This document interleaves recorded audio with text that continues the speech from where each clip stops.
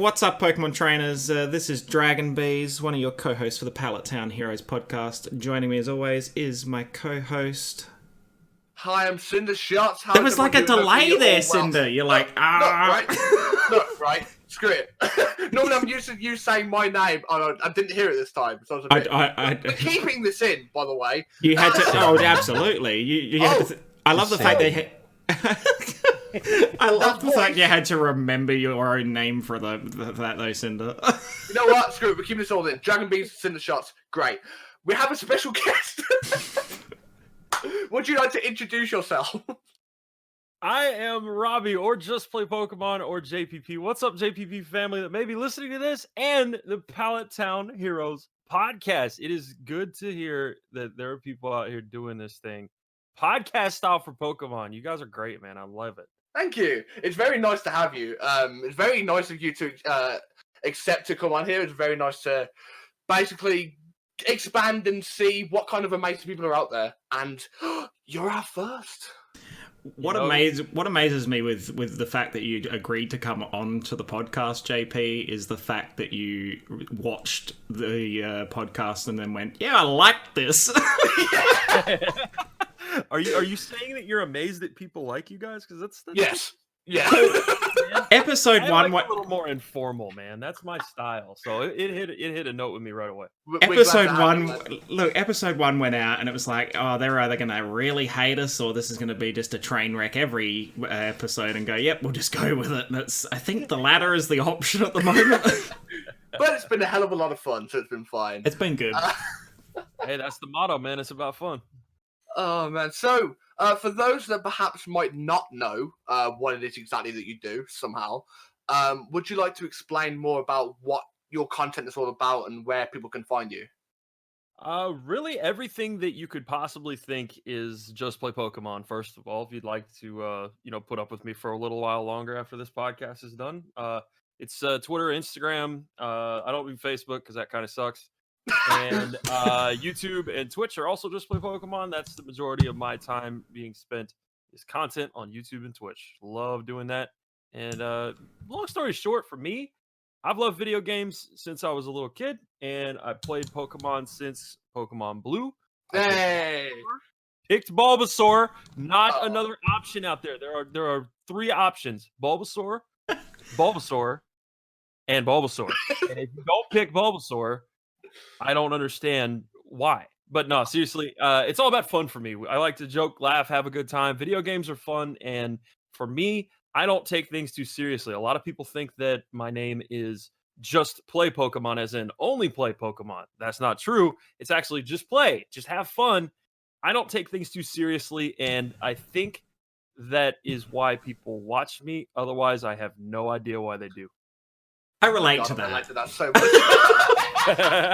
It's just all about fun, I'm sharing, I'm relating, and I love these games, so I'm just sharing my passion for video games, man. I literally, I don't know if you can relate to this a bit with what you just said, JP, but it's like, okay, so Cinder and I are both streamers on Twitch, and it's like, anytime I get a raid or or new people in the chat or that kind of thing, I'm like, so if you've come here for good gameplay, you've come to the wrong channel.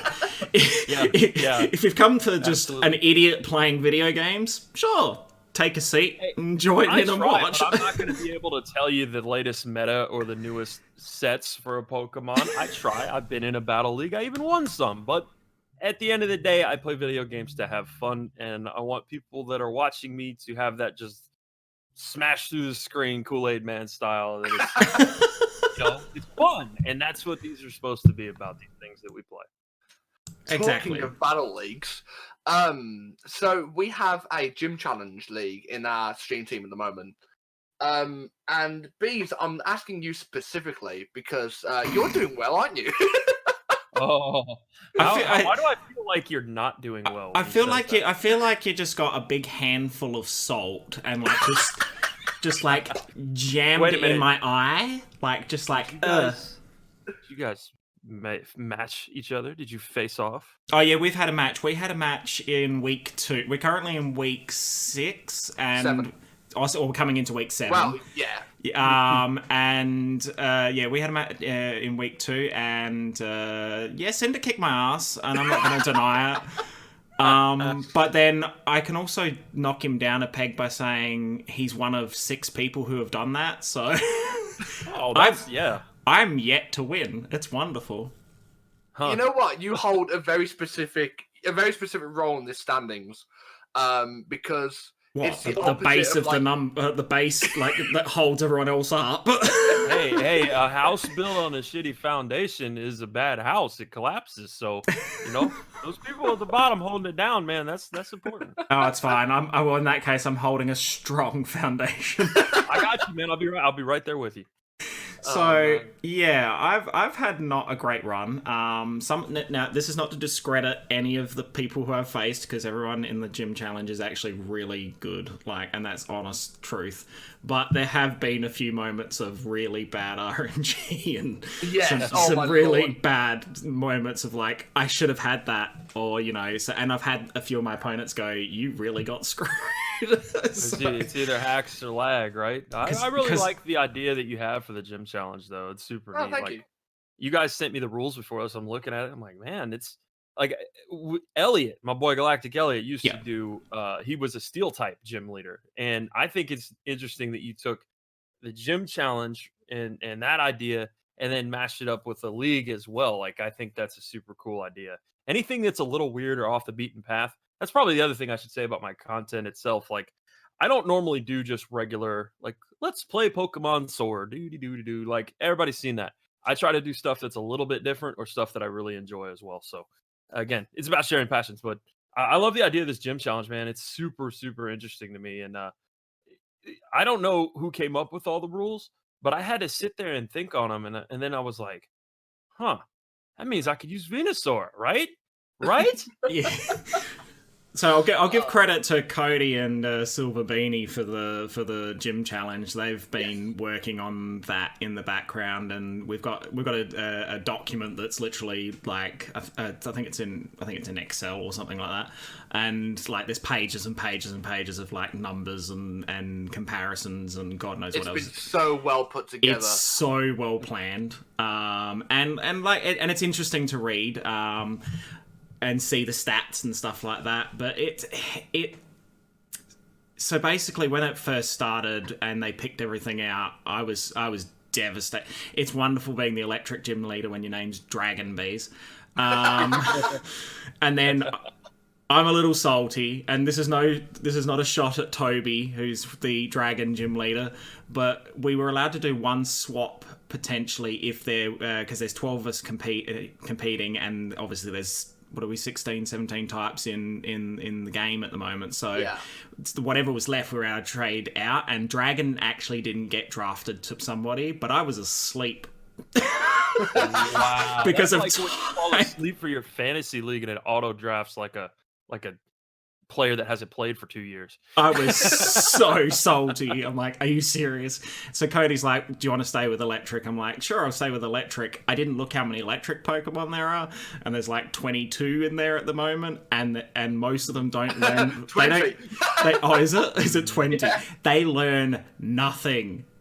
Dude, I was given the normal type. How do you think I feel? I'm lucky that I've got 3 wins. Super effective is how you feel, buddy. luckily, no one has fighting type. I was very happy that was a thing. Fighting. What were the types that were left out that no one? The types that were left out were the core 3: grass, fire, water.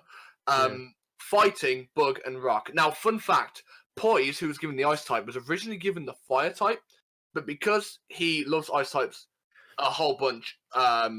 Side note: for some reason, don't fully understand it, but to each their own. He got the transfer for ice because no one else had the type. So the 3 core types were left out, surprisingly. Which I find really strange because you'd have such a diverse range of Pokemon in those 3 core types, but maybe it was too predictable for some people. I don't know. Shouts to my boy Poise, by the way. He's my shiny hunting buddy, man. He's always got 8 screens up. I think he's gonna get a chip installed in his head to hunt shinies, walking around and stuff too. He's gonna quadruple, quintuple, septuple. I don't know the numbers. I've watched his streams. I'm like, I can barely keep track of my one screen, let alone. It's like him. A really obscure reference here, but it's like him being in the Batman movie where there's that wall of like screens, and he's sitting there with all of these screens controlling everything. It's like, yep, I'd lose track of at least 3 or 4 of them at some stage. I want to set up like old buddy and grandma's boy, man. Same deal. He's just laying back in his chair looking at like 18 different screens. Control for each one. Oh, so good. Oh man, who's winning the? Oh, it's so of all types to be winning the gym challenge. I did not expect flying to be winning. So I can speak from experience here as well. My first opponent in the gym challenge was none other than Nerdy Steve, who is the flying gym leader. I went in thinking, going, yep, should be fine. Electric versus flying, I've got the advantage. He rinsed me. So let's look at the actual score, shall we? He still had two. He still had 2 Pokemon left. Those being Noivern and Gyarados. Noivern got 4 of your 6 Pokemon killed. His Wait, Noivern. hold on. Gyarados has a 4-eggs weakness to electric. How did that happen? His Noivern. He didn't even get his Gyarados out. His Noivern He didn't was even the have problem. to. Okay. Yeah, Okay. his Noivern is just, it's destructive. So, for context, Steve's team consists of Corviknight, Cramorant, Gyarados, Mandibuzz, Noivern, and Togekiss, at least in this time. Because I believe he's made a transfer, if I'm not mistaken. Did Steve make a transfer, or did he decline the transfer? I can't remember. I think he wanted to, because he was thinking of swapping out Cramorant, and then everyone told him, don't you dare, that's your mascot. So he didn't. But One thing I don't see in the rules is if you can offer extra services in exchange for the transfer, like, you know, Dragonite for Venusaur straight up, but also a handy. I mean, I haven't inquired, but now I'm curious. I mean, that's what we in Cutthroat Pokemon. That's what we would do. Be like, oh, I'll trade you this card for this card in a handy, and then it was like, oh, okay, that made all the difference, you know. It did get to be awkward. It did get to be awkward when we met at TwitchCon a couple years back, and I was like, Josh, you know, 4chan gamer, I was like, hey, so about that handy. He just looked at me. He stared at me for a full 5 seconds, and then was like, oh, and he started laughing. And then he was like, well, there's a bathroom down there. I'm like, dude. Oh my god.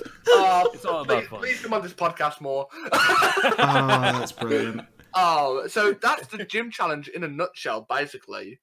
So we've got two more weeks before we enter into the semi-finals. And I'm terrified as to what my chances are. I think if I had to make a prediction, I mean, I'm still absolutely in the running. You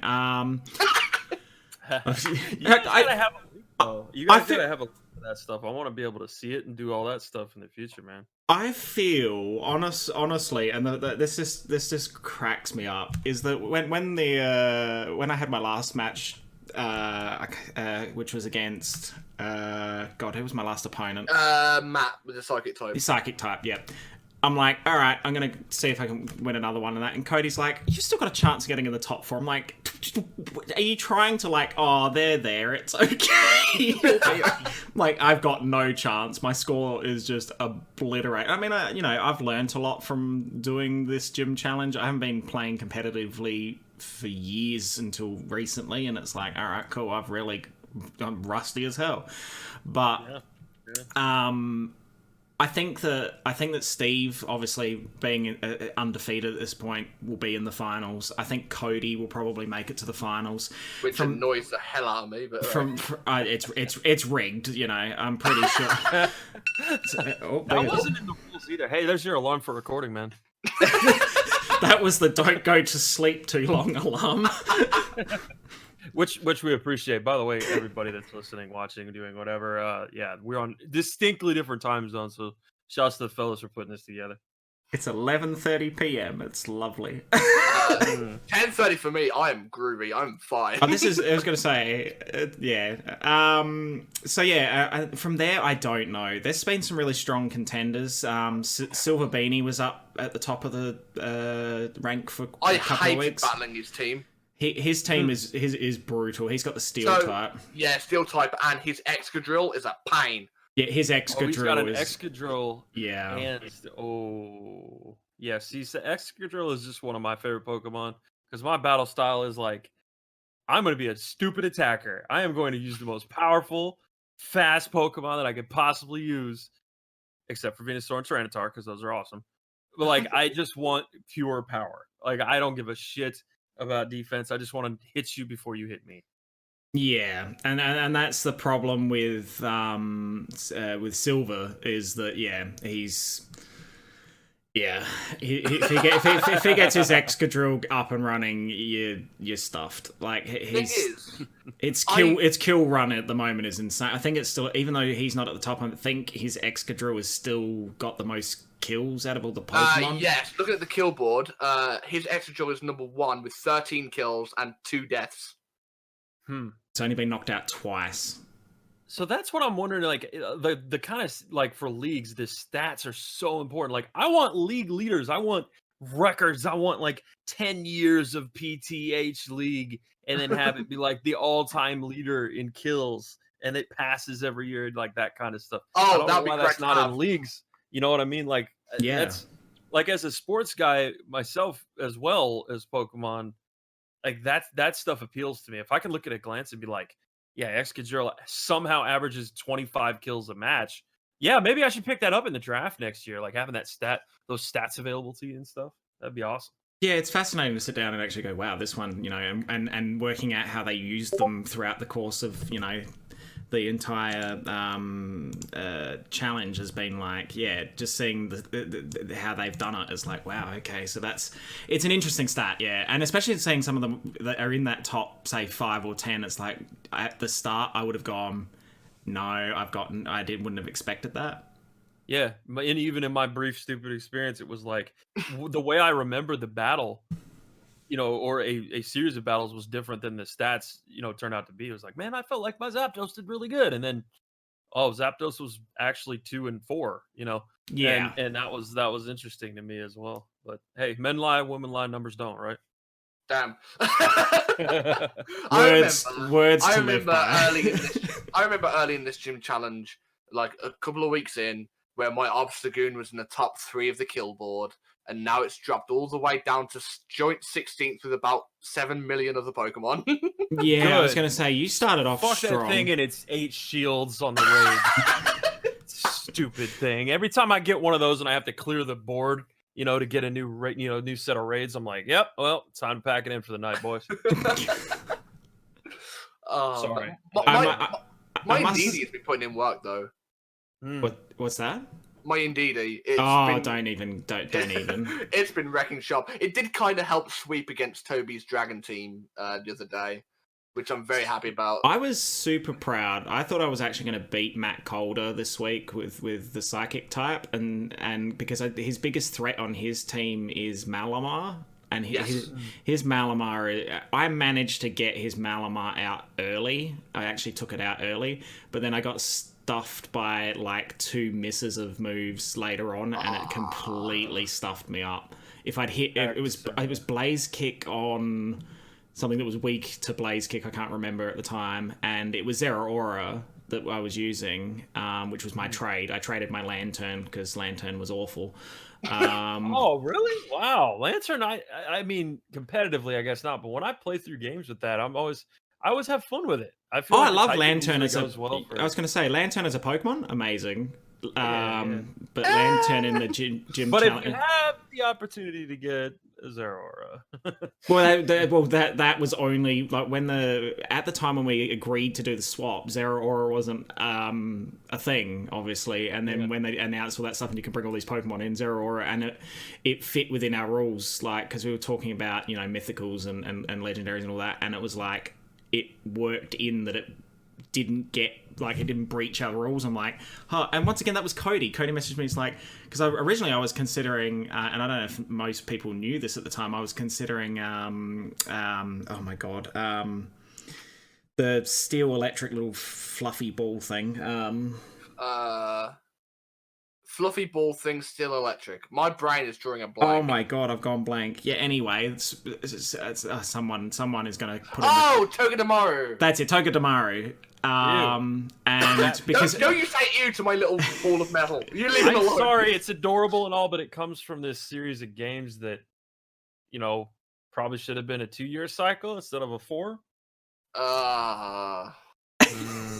I don't know if we can be friends. I was gonna say you went from can you be on the podcast more often to I don't know if we can talk anymore. Most awkward podcast ever. Hey, I didn't say I hate you guys if you don't have Bulbasaur. That's fair is fair. I was excited about that, but we moved on to fine. Here's the thing. How can you go and I'm not just saying this because JP's on the podcast. How can you go wrong with a Bulbasaur? Bulbasaur's a classic. No, Bulbasaur is fine, right? Bulbasaur is great. Venusaur is great. Charizard's overrated. Blastoise is the option. Blastoise is the best one out of the 3.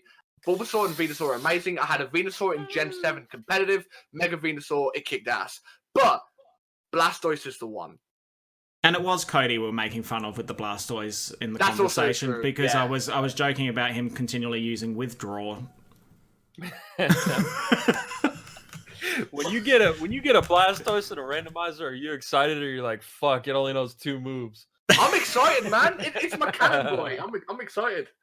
Yeah, you know what? I respect that because it's about your passion, man. If you love a certain Pokemon the best, unless it's Klefki, I'm pretty. Oh yeah, fuck Klefki.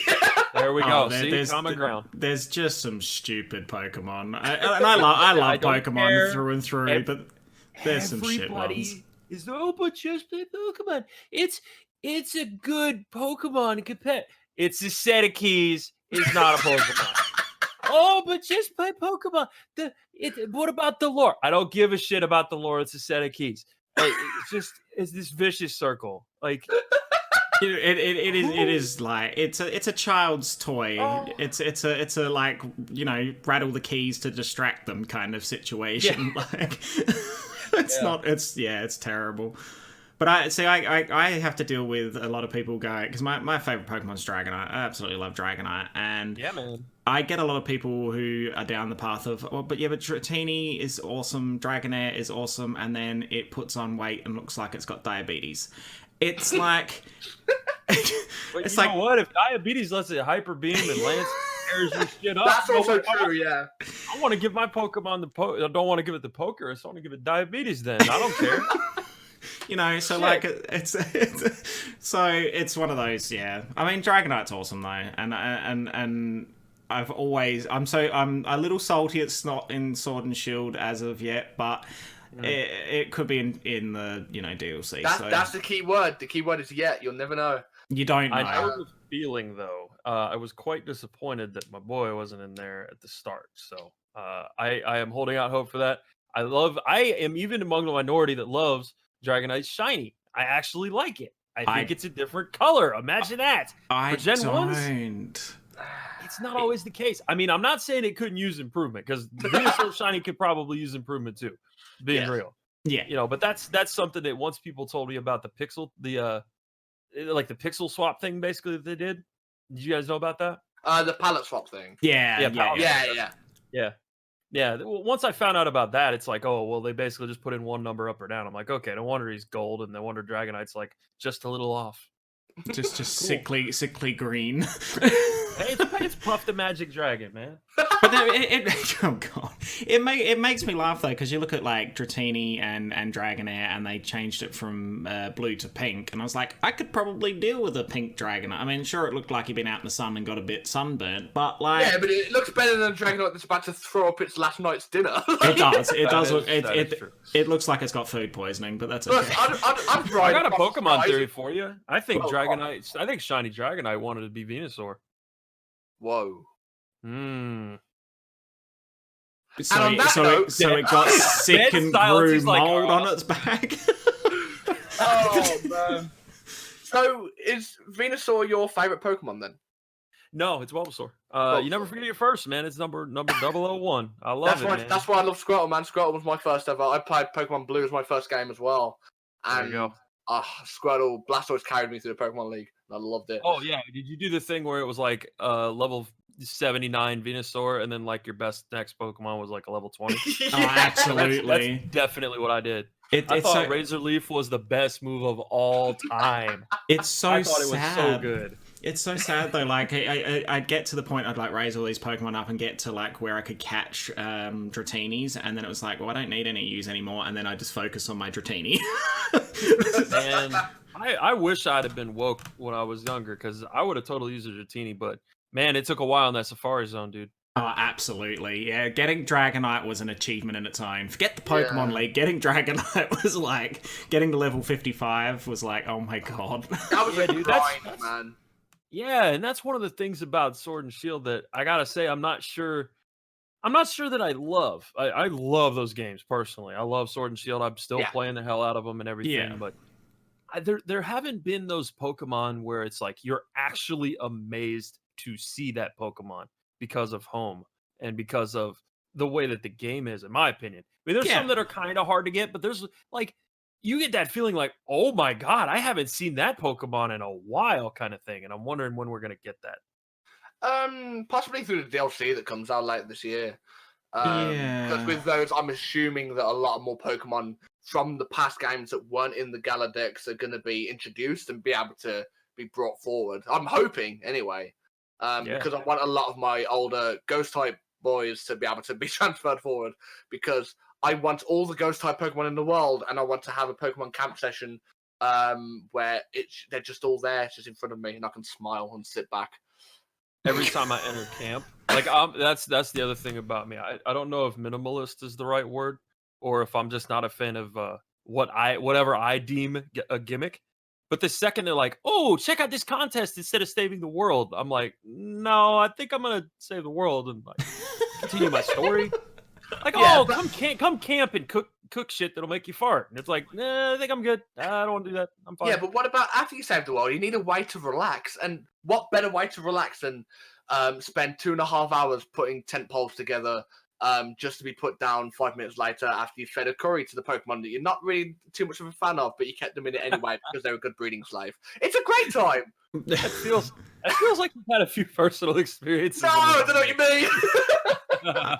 I mean, so fun fact, and I know it bothers people that I haven't done this yet, but like I've done all of the stuff in in Shield, and except for that final battle with Hop, I just can't be bothered. I hate it. It's So like, fun I think you're in the minority. Well, fun fact. Fun fact, that last post-game battle with Hop was the first battle I actually lost in Pokemon Shield. oh wow. Oh wow. And I was really sad because I was like, cool, I'm going to have a perfect streak. I'm going to be great. I'm going to be fine. Nope, he fucked me up. I get the little alert up the top, go battle with Hop, and I'm like, go away. I'm not interested in this anymore. Don't get me wrong, people are allowed to have different opinions than me, but I am firmly, personally, aboard the fuck Hop train. Do you know that type of messages? Oh my god, it's super effective, and I'm so sad because I suck because I practiced my throwing instead of my Pokemon battling. And did you hear my brother's undefeated? I want to be just like him, and I'm gonna be the best. I'm so good, and even though I've lost you 7 times, the 8th one, I think this might be it. And it's like, one thing that did drive me insane was the whole, I'm undefeated, by the way, with Leon, and it just drove me insane. See, I could live. he's the undefeated champion. I could live with the undefeated bit, right? But like everyone's like, "Oh, Hop's so." I agree with JP here. Hop's so positive. It's like, yeah, but okay, he's positive, and everyone's like, "Oh, it's infectious." It's like, it makes you feel good. It's like, yeah, so is disease. It doesn't mean we want it, Like, it's like he's just like I find some of the. He's an awful just. rival. He's just a whingy, like, oh, I didn't win, but I'll get him next time. It's like, all right, that's nice. I love perspective on that stuff. It's something that greatly interests me, because it's like I just spit out whatever comes out of my dumb brain. Like that's actually what I do. And, no filter is best. If I have an opinion on something, I'll be like, I think Hop's dumb. Even if my whole chat's in Twitch is gonna be like, oh, what do you say you're dumb? And I'm like, oh, fine. Tell me why you think I'm dumb. Tell me what you truly think. It just tell me your opinion, because I firmly believe as well that the rivals in the Pokemon games have not been great, and your allies are even worse. I love X and Y to death, but Jesus Christ, the human rain delays that those 4 other people are. Oh yeah, oh yeah. I don't even remember their names. X and Y were the. I love X and Y, and I played a ridiculous amount of X and Y. But the allies in that game are draining. There were times I'm like, I don't even care what you're. I'm just mashing the button. Shut up, hurry up. I don't care. Whatever you want to say. I actually liked BD in this game because he was a bit savage, you know? He straight up told Hop one time, I don't have time to battle you. You're not worth my time. And I'm like, yes, be mean. Make me hate you. I want to hate you like I hated that red-haired kid in Gold and Silver. Yeah, I was going to say, I think I like BD in the same way that I liked the rival in Gold and Silver. Because they were just, they were rivals for a reason. You hated them. You wanted to be better than them. And you had a reason to make them your rival to become better than them. The rest of them is just like, oh, like I love the Pokemon journey so much, and I love you. I'm glad that we're our friend and everything, but we're still rivals. But I wouldn't do anything without you. I totally would if I had the option to be like no rival in a few of those games. I'm absolutely gone. I love that. I think the common denominator between those two is the fact that they're arrogant, but they also come across as almost like not grumpy, but like and smug, and like, whereas the others are like, oh, we'll get you next. It's that I love positivity, but there's positivity and there's this like, could you have eaten any more sugar? Like, right, exactly. It's like, you're too sweet. You're trying to be. You're a try hard. Just stop. Just get back. Go home. Let's not talk about Lily from Gen 7. Oh God. My God. She's gonna mega evolve. You better watch your ass. She's gonna mega evolve. It's taking her 6 years, but whatever. So, no, I mean, like, it's cool to see somebody go through like a story arc, right? Like, I'm down for that, but I feel like they've kind of recycled the same one for a little while, and that's the defense that people usually use with me when I bring up how much I hate Hop. If they like him, they're like, well, but he got better and he changed his team, and I'm like, well, but like, where's the actual development of his personality? Because just changing Pokemon out like they're I don't know, bricks or tiles or something in a wall, that doesn't work. It's about more than that. You need to change your attitude, dude. You need to be more of a savage. You need to go up there and smack BD in his head and be like, what the hell is your problem? Let's battle, bitch. Like, he needs to really, really lay into him. And like, let's see some fire. Let's see some passion. This is for all the marbles, dude. I'm just gonna wax your ass with a Venusaur anyway, but it's cool. I'm just saying, I like Pokemon, but I feel strongly about that stuff. Like, I want more. It's been 20 years, and in some ways, I loved what they did with Sword and Shield, not Hop. No, I mean, they shook up the formula overall, and I'm glad they did. As much as there's, I think actually Cinder and I spoke about it on the first episode. I can't remember. All these episodes blend together. Dude, I can barely remember what I ate for dinner yesterday. Like, that's optimistic. I'm gonna guess pizza. No, that was earlier in the week. Oh God, wow, pretty good. Why is there not a pizza Pokemon? Let's not go down that. So I've lost my train of thought now. So I was going to say we're talking about the change in formula with Pokemon Let's Go Pikachu and Let's Go Eevee.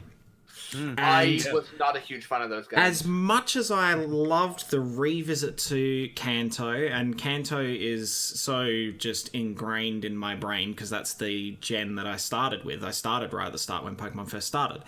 It was like... It makes me feel I'm old. All right, I accept that. So and it, but it was so geared towards a Pokemon Go esque vibe to bring those people in at the time. So people were like, oh, we prefer the older games and how that was done and that. So I think there was that fear going into Sword and Shield from a lot of people. Is it going to be another rehash of Let's Go or the Let's Go series? Right. And I think it completely blew everyone's expectations because it's different, but it's still Pokemon, and that's what I like about it. It's got some issues, but the thing is, like, it was coming on a new system for the Pokemon series. Apart from Let's Go being on Switch, it was like, okay, we're gonna have this new main series game that's going to be a completely new generation on a completely new console, where the fuck is it going to go? Like, they could have done anything with it, and I'm glad that they did stick to the formula that if it isn't broke, don't fix it. You know what I mean? And they stuck with a lot of what worked and tried out a lot of new things that, well, they threw away a lot of the older things. Like, people weren't happy when Z moves and Mega Evolutions, they found out they were gone. I was a lover of Dynamaxing from the start. I know a lot of people weren't a huge fan when it was first introduced. But I played the demo. Because they were scarred by Z moves in part. Yeah. I played the demo for Sword and Shield before it came out. Pog. Insomnia 65 in the UK. Little gaming festival, and it was Nessa's gym. But you had a team of 6 level 50s, 3 of them being the first evolution of the starters. Oh right, yeah. I think my girl Kez has did that. She might have been at a similar event. It was a very fun demo, and I saw Dynamaxing happening in that battle, and I was like, I love this new mechanic. I'm happy taking this instead of Z moves and Mega Evolutions. I was kind of happy to move on from them, to be honest. I did like them, but we had Mega Evolutions for 2 generations. I was happy to move on. Yeah, I think it gives you a reason to go back and play the other games, and to your point about the Let's Go. I don't want to say like anything bad about it, but like the kind of, I don't know, want to say controversy either, but kind of how people felt about it. I had a kind of different perspective, and like all the dumb crap I just said about Klefki and whatever your favorite Pokemon was, like it's all about how you look at things, right? For me, I kind of came at it from a different perspective, twofold, which was first, my day job is actually a producer of video games. Right. So I maybe even and I've had that job for a few years now. Before that, I might have said some of the same things about why are they doing this on the first go at Switch, no pun intended. But after being in the industry for a little while and doing some of that stuff, it made sense to me. I viewed it as the appetizer to the main course. The main course is going to be Sword and Shield. We all knew eventually that was going to happen, but with Let's Go, Eevee and Pikachu, they got a chance to develop on that software and get it to a point where they could try some things and not have it be, we're testing this live with Sword and Shield. Yeah. I think that Let's Go Eevee and Let's Go Pikachu made Sword and Shield better because the developers all had some experience under their belt doing this thing and trying some new things and getting some things out of their system, testing, tuning, all that stuff. Was it a departure? Sure. Did I enjoy it just because I'm a Gen 1 nerd? Absolutely. Did I revisit the games after I beat them? Hell no, besides shiny hunting. That was it. And the lack of Pokemon and stuff. I did a 3-person rocket lock, we called it, where we would go blindfolded and then try to catch the Pokemon. And it would be like, it was myself and Galactic Elliot and the 4th Gen Gamer. And it's the Tri-Op, Rocket Lock Tri-Op is what you could search up for it if you guys want. But the idea was to, that we had to make our own fun, when it came to doing series together. And that was about the best we came up with, was to do something like that. But after that, it's like everybody kind of knew the writing was on the wall. The new games are coming out, It's an appetizer. It's like you don't ever get mad at the mozzarella sticks you have before your cheeseburger, right? Well, exactly. I mean, and I think it was a safe bet being Kanto. People always say, "Oh, Kanto," and it's that nostalgia factor that obviously played into it being successful. It was safe for them to be able to play that card. Was it successful for them? Absolutely. The other thing that I felt was interesting as well is that there was the Go functionality, and I like that because I needed some room in my Pokemon Go box. But besides that, though, it was relatively easy to get the shiny charm, and to do some things like that post game. That I love some of the post game, no. But when it came down to it, I was sitting there like, man, well, it's interesting how everything all ended up tying together. Like now we have the benefit of perspective. At the time, we were in it, and we're like, this is it. That's all I got as a content creator. Not great, right? But as a person that now 3-4 years down the road, however long it's been, I'm seeing people start to go back to those games a little bit and like, Yeah. oh man, I need to go hunt this Pokemon so that I can transfer it to home so that I can get it into Sword and Shield. And I think that's super cool. Like, this was the generation, Sword and Shield, where I transferred all of my stuff to home to have it in Sword and Shield. And I wouldn't have done that with Let's Go Eevee and Pikachu. However, they were good games in their own right just for that kind of stuff alone. It was something different, and I think as whether you're a developer or a player, every once in a while you do want something different. I suppose Let's Go games were like the appetizer to the main course that was Generation 8. So it did kind of help in that regard. Do we think, now I'm saying this because I'm hopeful. Generally, no. I just kind of... You're asking the wrong person here. One thing I've been hoping for years, and anyone who knows me for that time can vouch for me. I've wanted Generation 4 remakes for the longest God, I knew he was going here. Now, do we think we'll get them in this generation, or do we hope we will get them? Because my God, I want them so bad. Again, not meant in a flexing way, but as a developer, I would imagine part of the reason that they did the DLC was to gauge what it would be like, and what the reaction would be to doing DLC. If it flops, generally speaking, I would imagine then they're going to shift their focus to something like that. I would love to see the distortion world in this generation. I think it would be so sexy, but I personally was getting a little tired of remakes. I wanted a new experience, and I wanted to be able to have DLC in Pokemon games for the longest time. I'm even happy when they switch the raids up, like just having that appreciation, as I believe we all do from playing Pokemon since the start. We've seen how far things have come in certain regards. We can mess around with the characters' design and the stories and stuff like that all we want, but when it comes to actual mechanics and things, like, they've listened, in my opinion, to the little things, and the little things are the big things when it comes to games. Like being able to have the box pulled up from anywhere and just deposit my Pokemon. And I'm so glad that's a thing. That is, it's just those little things. So if they did a true like platinum remake, I'd be totally down. At the same time, man, I'm actually looking forward to the DLC a lot. And if it came at the expense of Gen 4 remakes, I wouldn't be sad about that for a couple of years. Well, if it takes a 4-year cycle, like those games that you guys like, maybe that's a problem. I get that. I think balance. Here's the thing, JP. On one hand, I can hugely appreciate everything that's been done for Sword and Shield. I really am excited for the DLC. I'm definitely going to be getting the expansion pass. I'm excited to see what new Pokemon will be able to be brought forward, and new legendaries that are coming with it as well, the new areas and characters, and hopefully some exciting little bits of story as well. But on the other hand, I just want to see Giratina again, man.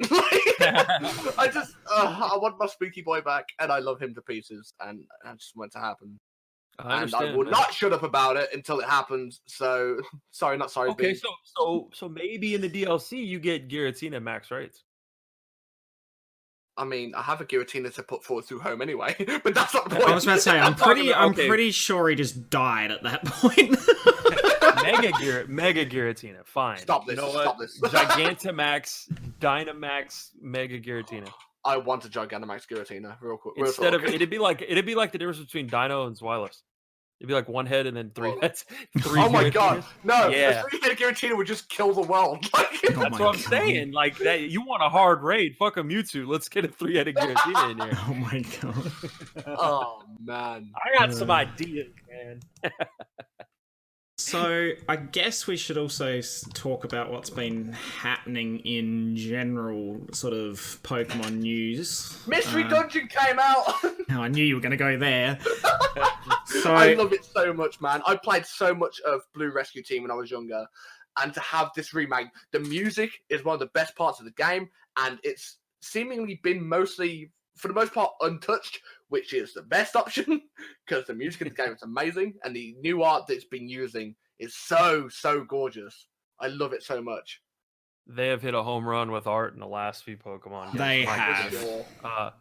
Are you ready for your heart to be crushed, Cinder? Oh no, go on. I downloaded the demo. I don't know. I don't want you to tell me what I think you're going to tell me. I haven't played it yet. Dude, treat yourself, man. You'll love it. I plan on it, but I do have a good story that'll bring you back up from the cliff. So Okay, do it.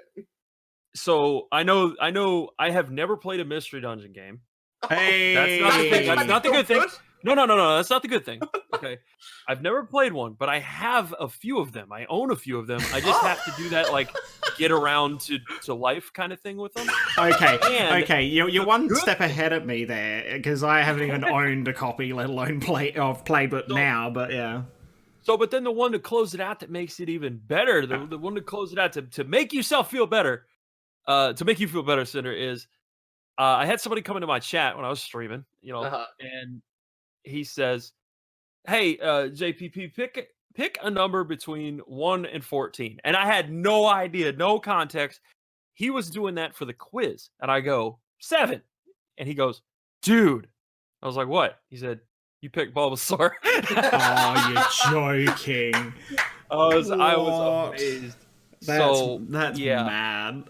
You know how they have the list of like the quiz answers, like you can cheat if you want online, and you can, or you can just pick your Pokemon, which I think is a cool feature this time around too, by the way. They had me. People would they're trying to get me interested in Mystery Dungeon, and they're like, "Take this quiz." I'm like, "Okay." Didn't know what it was. Took the quiz. Got Bulbasaur. Have you ever? So you've never played a Mystery Dungeon game before? No, I've watched people play. Like I will lurk in people's streams and stuff like that. Do you know how the story ends? No. Okay, keep it that way. Play through the game. Honestly, buy it. Play through the game. And you feel like you're getting near to the end of the game, have a box of tissues with you because you will need them. That's all there's a few different uses for tissue.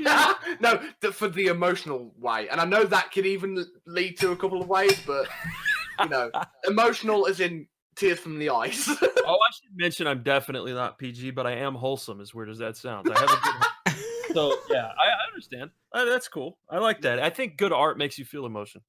So, I'm of the person... That's great English. Hey, me too. me person too. God. Is that I had not played a Mystery Dungeon game until I bought the one that's come out now, the Rescue Team DX thingy. Yep. And I've played every gen of Pokemon, like the main series and that. I was like, all right. And as soon as Cinder heard that, he was like, you need to buy it, you need to buy it, you need to buy it, you need to buy it. And that's basically all I've heard. I like it though. That's sharing passion, get your friends into stuff. That's what it's all about. And I mean, I was just gonna say that's great. Cinder's like the complete opposite of me when it comes to some of that stuff. Like he wants the remakes, I don't. But like we got common ground. That's what's good about Pokemon, man. Exactly, man. I enjoyed it so far. It's taking a bit of getting used of, but like the art style, the quirkiness of it, I like that. It's different, but it's familiar. I obviously did the quiz. I didn't just pick my Pokemon and laughed. It's on my stream. What's your stream name? It's Dragon Bees as well. I was trying to get you to shout yourself out and promote yourself, man. You gotta go like twitch.tv/dragon. Oh, yeah. BEAZ. Oh, they all fucked know. Up, Bees. they all know me. They're already tired of me. It's okay. One job.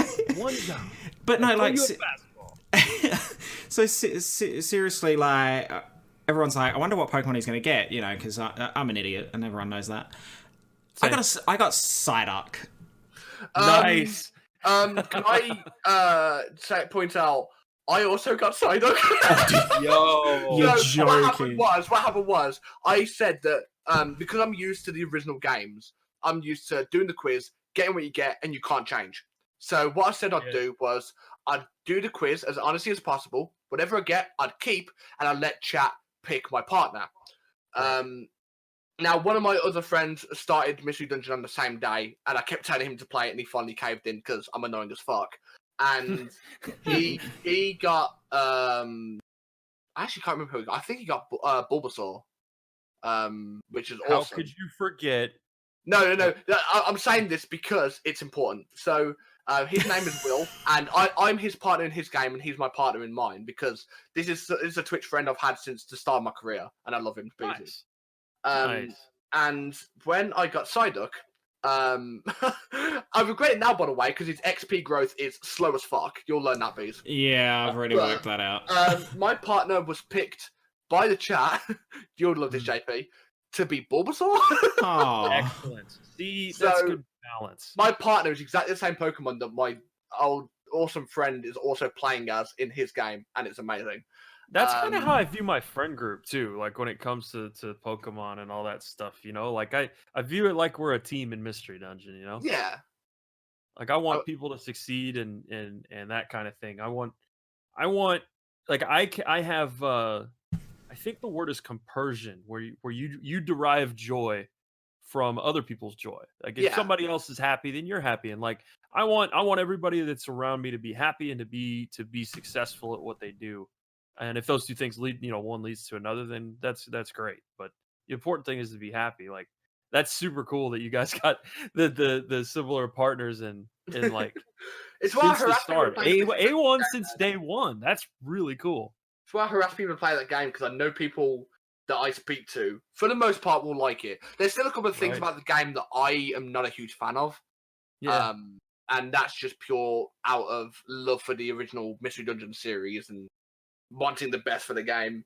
As people are with Sword and Shield, for example, there's a couple of mechanics that have been altered or put into this new Mystery Dungeon game that I'm not a massive fan of. I'm still not a massive fan of being able to switch a Pokemon that you receive from the quiz, but I can see why it's there. Right. I think that's just because I'm used to the whole how it used to be. Yeah. And when people had attention spans, that's the thing. Pretty much. They were willing to play with stuff that they may not have had as their first choice because they know they would play it again. Yeah. Instead, now people kind of game hop a little more, and they have the attention span of a fish in a lot of cases. You need a lot of options. You laugh, but I went to a conference thing that was about video games and about like Twitch and all that stuff. And people said like the presentation was like the average attention span. I don't remember the numbers, so I'm going to make them up. But like the average attention span of a human in 1997 was, let's say 30 seconds. And now the average attention span of a human is like 6. And it's like, what happened? Like that's interesting. Complacency. And that changes. That's what happened. Hey, I won't argue with it, but it's interesting to see how that affects design of games in like, you remember fondly doing some of those things that people now might consider cumbersome. Yeah. Oh, it was definitely cumbersome at the time. Right, but you didn't mind. You were willing to invest. The experience. Whereas now people are like, oh, man, F this game. I'm going to go tweet about it, and then I'm going to play something else. And I laugh at that because I did that literally today. It's non-Pokemon related, so that's another story, but I actually did do that today. I did get mad at a friend. Well, I say mad. It was all a joke. But I got annoyed at a friend and posted about it on Twitter and then played a different game. That's fun. Anyway, Beach, we're talking about news. Oh, yeah, news. Yeah, sorry. Yeah, there's, most of it's anything to do with Pokemon Go is pretty much the fact that the coronavirus is cancelling things left, right, and centre. So a lot of community days and things that have been organised are just not happening, especially in Japan and Korea and Italy and all that. So wash your hands, y'all. Yeah, please take care of wash your crotch. Just wash your balls, people. Wash your balls. Just wash. Wash your balls. Wash your pits. Wash your asshole, and then wash your hands. Don't get them mixed up. Yeah, that's what got us in. Hang on, can I write? What was that again? Let me write that down. If you don't switch, wash my switch. All right. When does this actually come out? Do you guys? It comes out on 2 days time. So it comes out on a Monday. Usually, wow, you guys are awesome. Like super efficient. That's really cool. Shout out to the behind the scenes team at Pallet Town Heroes because they're the real. Yeah, dude. I might as well while I'm here shout out my guy Noah Glitch Streams. There's a lot of people that help creators with their content, and I could not do this at kind of the level that I do it without help. And it's important to recognize those people, whether it's the mods or whether it's the people in the Discord giving you a boost when you need it, or just people saying hi and asking how you're doing in the chat instead of just saying "Go play Mystery Dungeon, you fuck." All those people are good. The reason I asked was, it's obviously an evolving situation with the news and everything like that. I just found out I'm going to be working from home for 2 weeks, for example. So I was joking with you guys, that I had to go get some groceries. Well, I really did. And it's super serious. I hope that everybody stays safe and everything. And it's tough, man, because it's such a quickly evolving situation that in 2 days' time we could be, I wouldn't say ever laughing about this or anything, but it could be a completely different situation.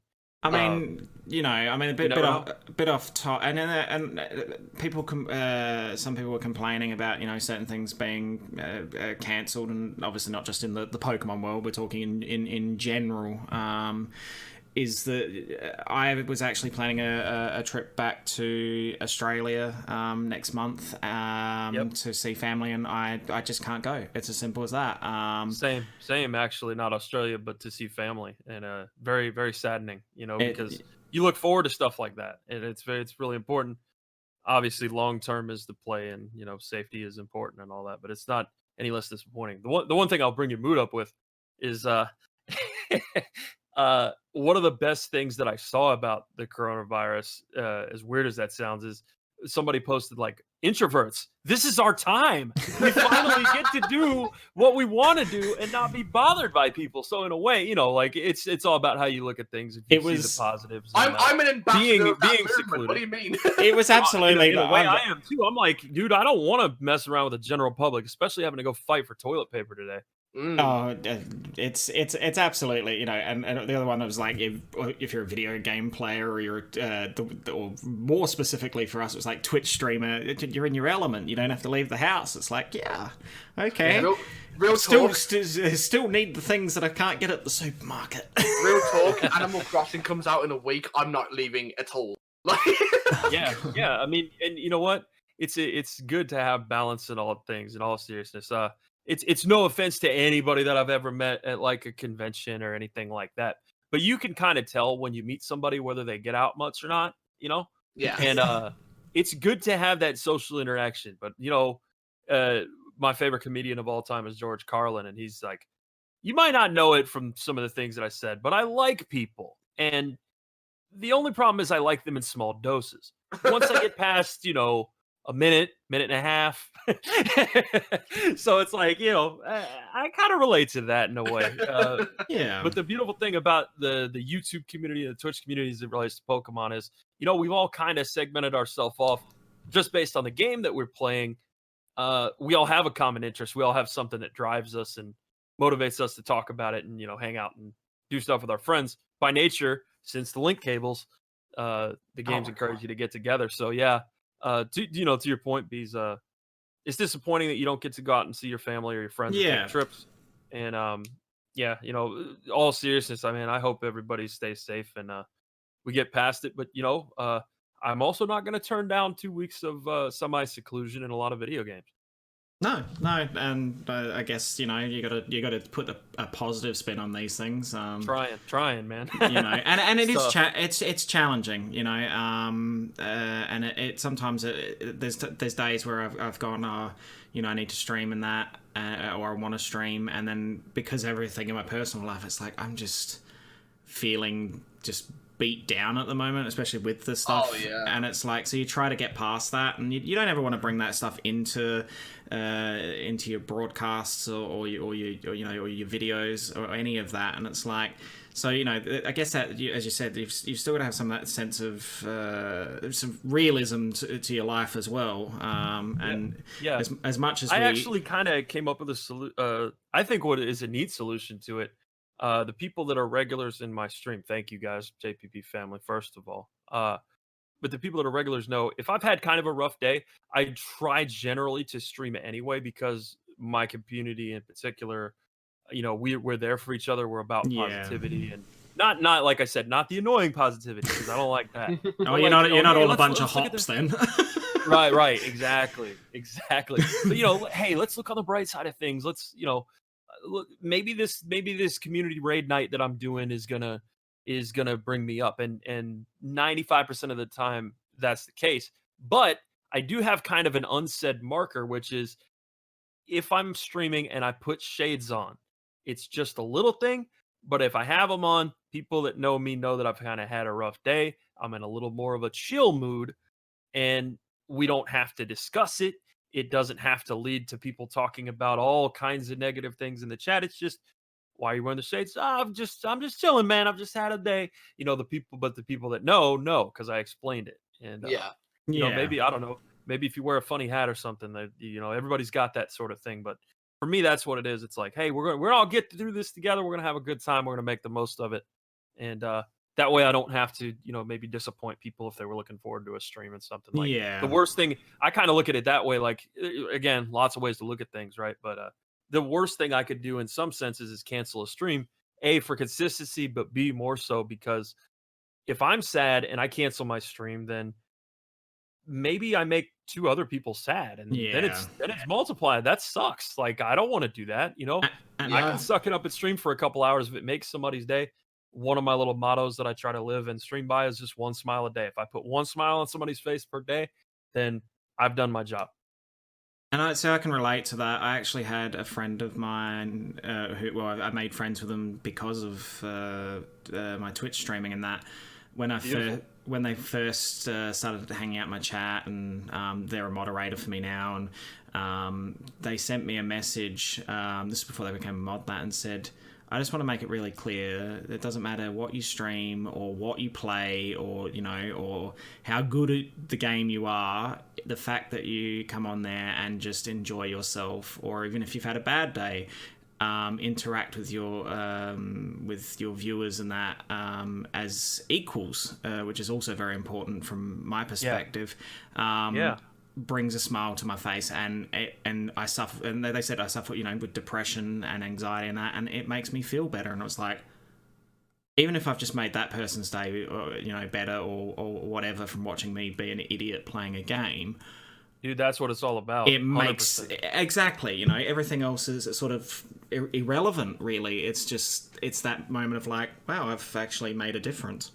Yeah. If we're not careful, I've done it for sure. You can fall into number chasing, and whether it's YouTube, Twitch, whatever. What you don't realize at the start, maybe if you're a newer creator, is because I'll have a lot of people come to me, and I'm sure they come to you and everything too. Is like, man, I'm streaming for nobody. And it's like, well, no, you're streaming for yourself, especially at the start. Yeah. And that's I've had a good few conversations with people regarding that, because like, I've had 1 or 2 people come into chat or message me and say, look, I really want to try and get in streaming, or like, it's less so YouTube videos and they're more towards me about streaming. And it's always the case, I want to get into it. What's the best thing to know, or what tips do you have to try and make it? And the one response I normally like to give is like, if you're thinking of it that way, you're set up to fail, because the thing I do is I plan to have fun rather than to try and make something off of it. If anything extra happens on top of that, that's a bonus. But if you're not having fun is what you're doing, you're not going to enjoy it, and it's not going to become long term, regardless of what your mindset is towards it. Yeah. Especially if you're thinking of it straight away from a financial standpoint, it's not going to happen. No. You can't skip steps, first of all. People think immediately when they hit the start streaming button that, like we said before, choices are myriad. There's so many people that that you can watch at a given time. If I open up Twitch and the Pokemon directory now, there's 25 people streaming, so there's a lot of choices out there. Yeah, exactly. You appreciate the people that choose you, and you need to appreciate even if you're streaming for one person. You don't think of it as, oh, I'm only streaming for one person. You think, you know what? I'm going to make this person's day, and I'm going to make them feel welcome, and they're going to go tell their friends, and then we're going to have a freaking party. Yeah, exactly. You just have fun with it. Like, if you have that mindset of, okay, there's 2 types of people. You'll have the type of person that will go into it and think, okay, I'm going to make something out of this, but I'm going to do it for the money, because I know that I've seen other people, the big people on streams that get like hundreds of thousands of pounds or dollars of worth of donations every single week. I'm going to become that person straight away. I know what I'm doing. If you put someone like that against, well, not against, because it's not like that, but if you put someone like that, put them next to someone that has a mindset of, okay, I'm doing this as a hobby. It's something for me to do every now and then. I really enjoy what it is. I enjoy the game. I enjoy the couple of people that come in every now and then. And even if they don't chat, just enjoy what I do. And if they do chat, talk about common interests. And that's what makes me enjoy it. That person, I don't like using the word success, but generally speaking, they'll find more of it. But success is what's what I'm looking for? Subjective. But they'll find that second type person will typically find more of it for whatever success is to them because they're doing it because they care for the joy and the fun of it rather than looking towards a goal that's way too in the future they might not even achieve. Yeah, one leads to another, right? I guess the thing leads to success. I guess the thing I found was like when I first started streaming, and I started streaming simply because of some friends were streaming, and I thought, I'll give it a go, something to do, a bit of a hobby and that. And it was like, all right, what do I even stream? I had no idea what I was going to stream, and it was like, and people are like, oh, stream Fortnite or stream, a shooter. It's like, but that's not me. I'm not doing this for growth. There's this really cool game called whatever the hell you enjoy. Exactly, and it's, so it's like one of the first games I streamed, and to tie it back to Pokemon, sadly, sounds really odd. Pokemon Quest. I played Pokemon Quest. I streamed Pokemon Quest, and I got affiliated because of Pokemon Quest. Hey, you know what? It's crazy. I think one of my first playthroughs was like on a computer that was about to blow up, and it was like a let's play of Leaf Green. Just like stuff that I wouldn't even touch now, like nothing wrong with those games at all. I mean, God, it's Bulbasaur on the front, but like, it's amazing to see, like, if you look at your old content, if you can laugh at your old content and go, man, I'm a lot better now, then like, there's a personal aspect to it too. Like you were talking about, if you enjoyed playing that game, then that's all that matters. And people think it's a line of crap. Like that you're just putting them off. It's like, no, really, what's the secret to success? Like the secret to success is that you don't think about being successful right away. You think about being happy, in my opinion.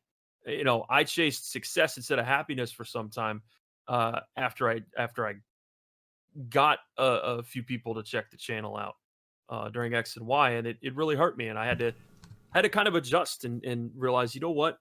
Instead of complaining about the 20 people that are here, you know what I should do? I should appreciate them. And then that 20 will turn into 30 and 40 and 50 and whatever, because I'm happy. You have to be, it's kind of like they say about being in a relationship is, you have to be happy before the people that you could be with will even be in your orbit. You have to radiate that kind of confidence, that happiness, that whatever you call it. And if you don't, you need to find it first. That's the first step to me.